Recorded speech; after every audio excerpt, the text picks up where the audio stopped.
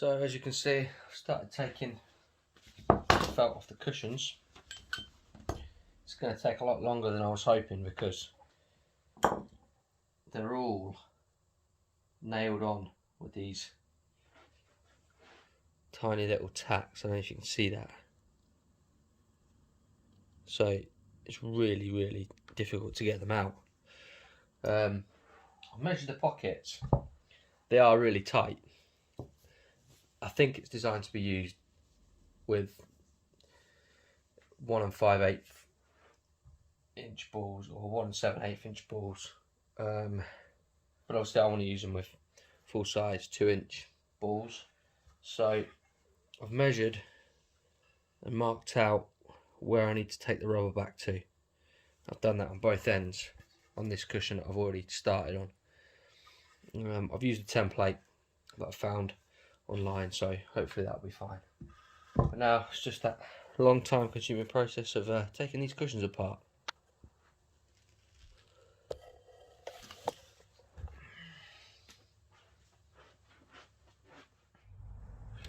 I have no idea how this is going to go. I've just realised I can't actually see my sanding marks.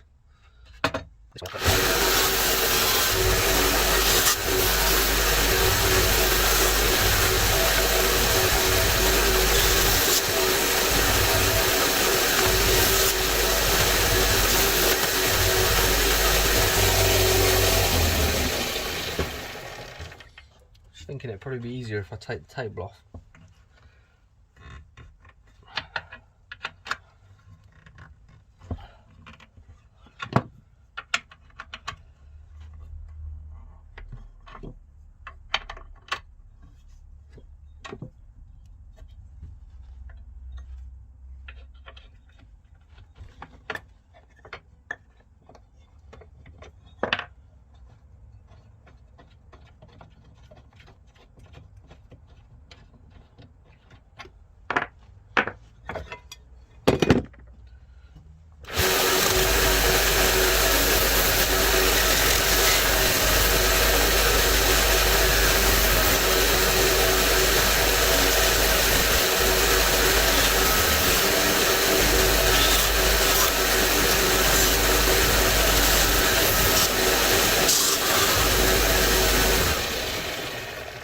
Considering I've not done that before, I'm pretty pleased with how that's turned out. I didn't know how it was going to turn out, but it seems to be alright. And the rubber is actually, considering the rest of the cloth and most of the table is completely battered, the rubbers are actually in really good nick. When I was knocking about on it earlier, I was getting a real good spring from them, so...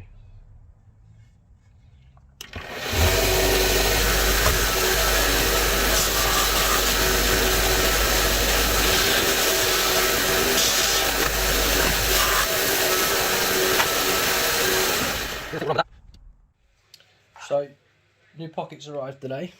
I'm really pleased with them. Real leather here, which I wasn't expecting because these were the cheapest ones I could find. 22 quid for a set of 6 with the nets, and there were some up to like 65 quid, so I didn't imagine they'd be real leather. We do have a slight problem, and you'll be able to see here, because these are designed for a full-size table. It doesn't quite fit, so we're going to have to trim the leather up, which means taking it off, which isn't a problem anyway, because obviously we've got, let's find them under here, nets for the rails, so we don't actually need these nets either. And these have been stitched in, but it's just like one single thread here, so I don't think it's going to be too much of a problem just to cut them out, put the new nets on, trim up the leather and put that on. So that's what I'm going to do today. I can't do much else with the table until the cloth arrives because I don't want to take all the cushions off until I've got the cloth here, because everything I've seen about reclothing the cushions says do them one at a time, so you've got reference points. But we're just going to have a go at this.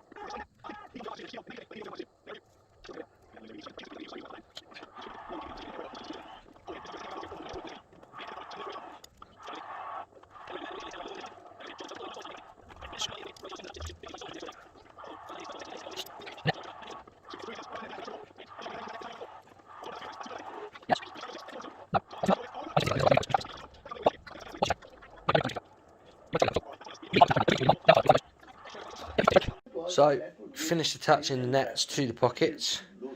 I did have a mild panic attack, thinking I needed to put these on the rails first. However, I don't, because I can just thread this bit through the rail. I'm not sure what I'm going to do about the middle, because obviously the legs, the base of the table is too wide, it's the full width of the table, so there's no space if I find a centre pocket for it to hang. That's not accurate, obviously, because that's got no cushion on it. But this, even here, there's not enough space for it to hang down attached to the rail. So I'm not entirely sure what the answer to that is, but it's not a problem I have to worry about just yet, because it still needs recovering, still need to recover the cushions. After saying earlier that I can't do any more until the cloth arrives, I've decided as long as I leave one,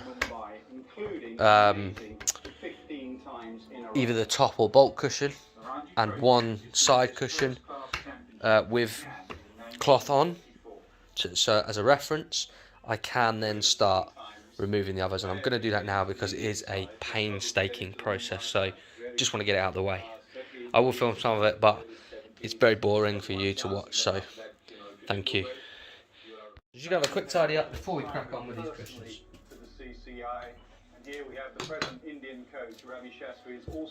My hoarding tendencies are telling me to keep these scraps of leather, but I know I really shouldn't. The likelihood of me needing them for anything is slim to none. This bag, however, I am going to keep the nets because I want perfect spares if and when I sell on the table, or if they break before then. We can now get rid of these old pocket brackets. It's an amazing stat. Nearly a third of all runs scored by Indian batsmen have come from batsmen that were brought up in the Mumbai system. Why does this place create such great batsmen? I think first and foremost it's the history. So you look at all the players who played before you, the generation before you tend to get inspired. And every Mumbai batsman, it was ingrained in it that the minimum price, the minimum value Snap the drill bit, go through the leather. Is 100. 100 is a benchmark over here. If you're scoring 100, people will say, okay, cool. He's scoring 100, he should be doing double 100. He's capable of it. So if people expect me to score a double 100, I'll accept as a challenge. If you earn, don't give it away. The day you start cricket here, you're taught that. You get to 20 and you get out to a soft dismissal, you'll have people telling you off. They might have not had the bat in their lifetime, but they are used to seeing people who don't give it away.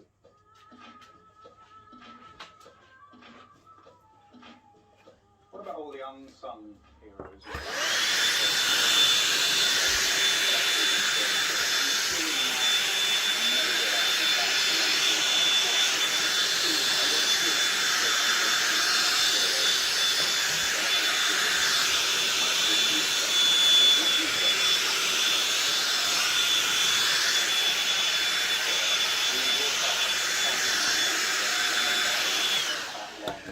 Doesn't matter too much about the cloth because it's getting changed anyway. Right, now we've got some workspace. Let's get on and remove these stuff.